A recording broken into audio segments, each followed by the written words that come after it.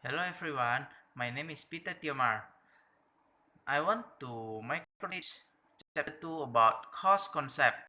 Nah, the definition and what the definition of cost? Cost is sacrifice resource to obtain good or service that expect to provide benefits now or in the future. Expense is price of goods or service that have been used to obtain income.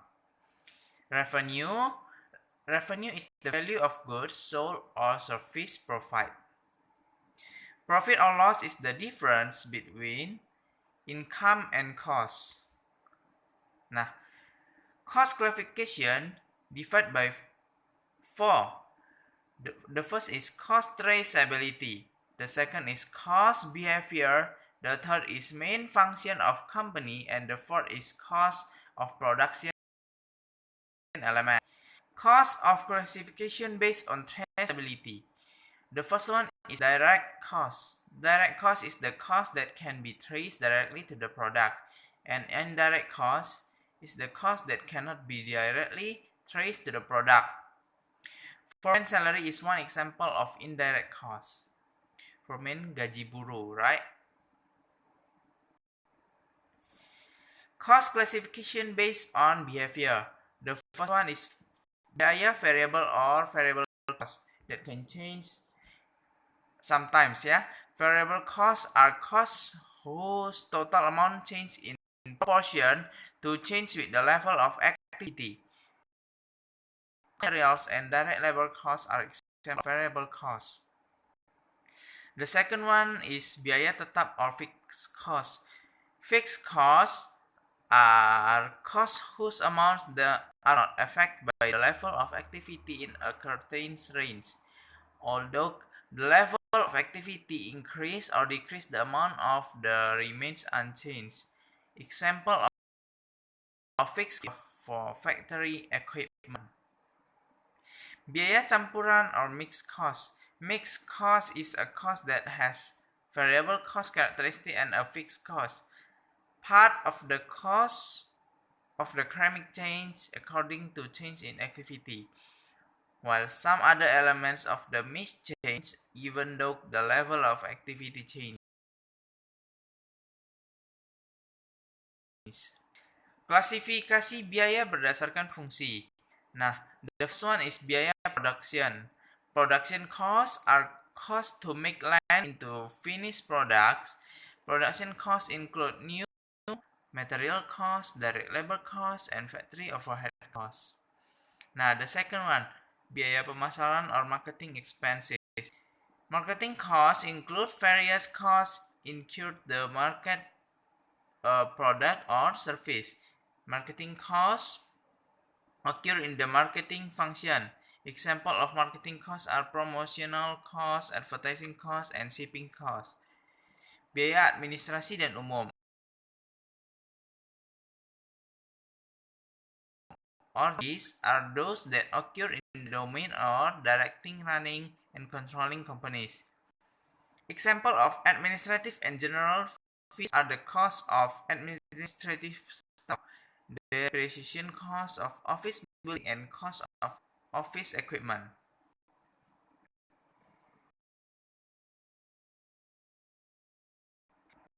Klasifikasi biaya berdasarkan elemen dan biaya production. Biaya bahan baku or raw material cost. The cost of raw material is the value of raw material used in the product process to be converted into real products.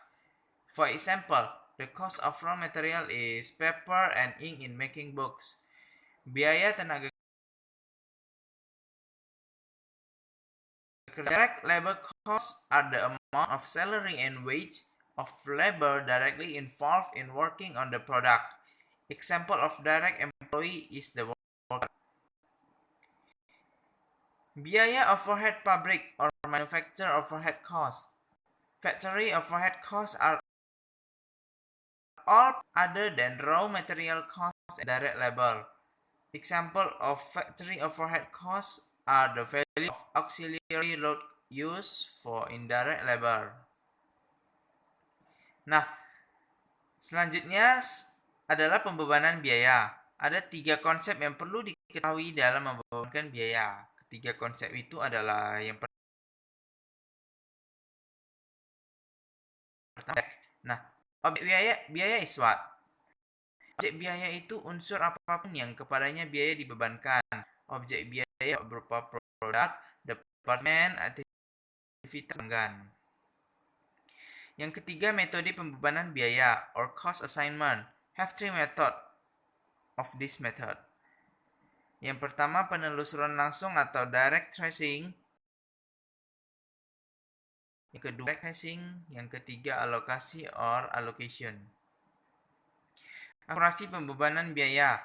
Akurasi adalah suatu konsep relatif pembebanan biaya yang masuk akal dan logis, bukan pembebanan biaya yang benar. Tujuan pembebanan biaya itu untuk mengukur dan membebankan sebaik mungkin biaya sumber biaya. Tahapan penentuan pemicu biaya. Yang pertama, ada analisis aktivitas dan analisis biaya. Masuk ke inventaris pemicu biaya dan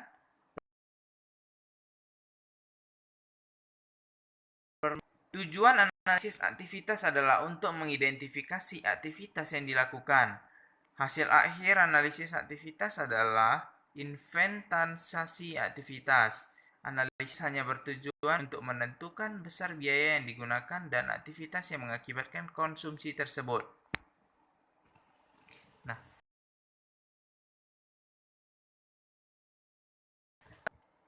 analysis aktivitas or activity analysis is a process of identifying activity that we do.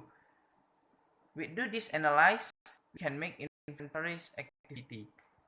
There are 3 chapters that do analyze. Second one, inventaris aktivitas, and the third one is pengecekan ulang. Analisis biaya.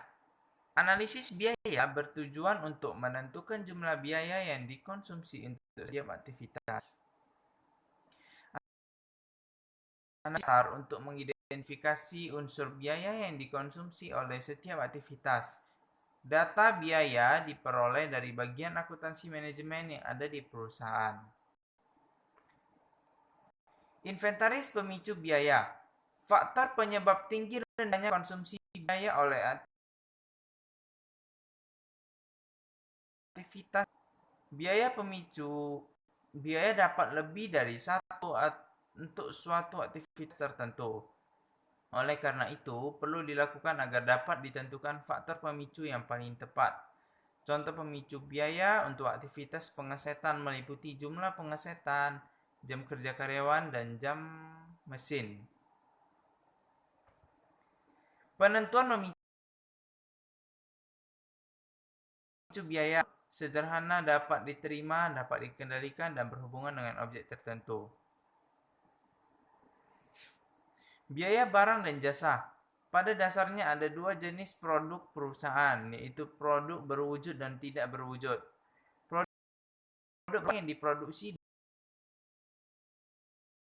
dengan tenaga kerja dan berbagai sumber daya lain seperti peralatan mesin dan tanah produk berwujud. Fitur jasa. Produk barang dan jasa memiliki fitur yang berbeda. Yang pertama, kewujudan, dikarenakan jasa tidak berwujud. Yang kedua, daya tahan, akan hilang setelah digunakan. Yang ketiga, terlibat dalam proses produksi. Yang ketiga, heterogenitas. Perusahaan perlu mengukur dan meningkatkan produktivitas dan kualitas antar jenis jasa.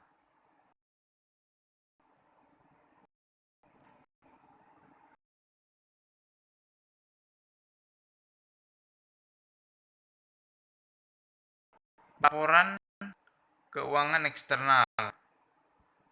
Ada 2 fungsi utama dalam perusahaan, yaitu produksi dan non-produksi. Biaya produksi adalah biaya yang berkaitan dengan pembuatan barang dan penyediaan jasa. Dengan non-produksi, biaya yang berkaitan dengan fungsi perancangan, pembangunan, penjualan, distribusi, dan lain-lain. Laporan laba rugi perusahaan manfaat atau biaya produk. Sementara biaya administrasi dan pemasaran merupakan biaya produk periodik.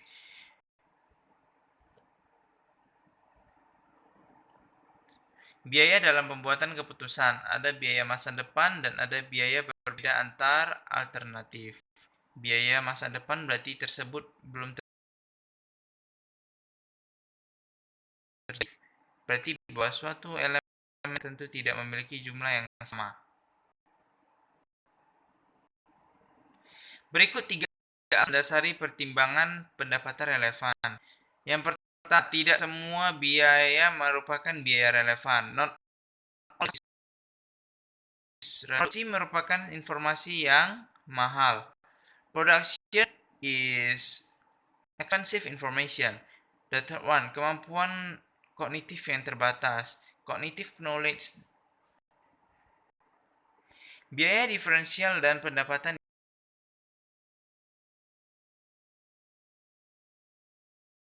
diferensial biaya atau penurunan biaya. Sedangkan pendapatan diferensial dapat berupa kenaikan pendapatan atau penurunan pendapatan. Ada biaya kesempatan dan ada biaya benam. Apa itu? Biaya kesempatan adalah manfaat yang dikorbankan saat suatu alternatif keputusan dipilih. Sedangkan biaya terbenam, biaya yang sudah terjadi dan keputusan masa depan tidak dapat lagi mengubahnya. Konvensional dan kontemporer, apa perbedaannya? Konvensional itu fokuskan perhatian pada pengukuran output. Sedangkan yang konvensional menggunakan fungsi dalam pembebanan biaya, penentuan biaya produk yang sempit, fokus pada manajemen biaya bukan aktivitas, dan yang kelima sedikit informasi aktivitas. Sistem akuntansi manajemen kontemporer. Tujuan utama sistem akuntansi manajemen kontemporer adalah memperbaiki kualitas, konten, relevansi, dan ketepatan waktu. Nah, manajemen berbasis aktivitas memiliki dua dimensi. Ada yang dimensi biaya dan ada dimensi proses. Nah, cost dimension fokus that objek berdasarkan sumber daya ke aktivitas dan kemudian ke objek lainnya. Sedangkan dimensi proses merupakan pada analisis pemicu aktivitas yang dilakukan dan penilaian kinerja aktivitas. Secara ringkas, ciri khas akuntansi manajemen kontemporer yaitu menggunakan pemicu berbasis unit dan non-unit, penentuan biaya produk fleksibel, menggunakan informasi aktivitas, menggunakan banyak penelusuran, dan fokus pada manajemen aktivitas. Okay, thank you for this presentation. Sorry for if I have wrong of this presentation. Thank you very much.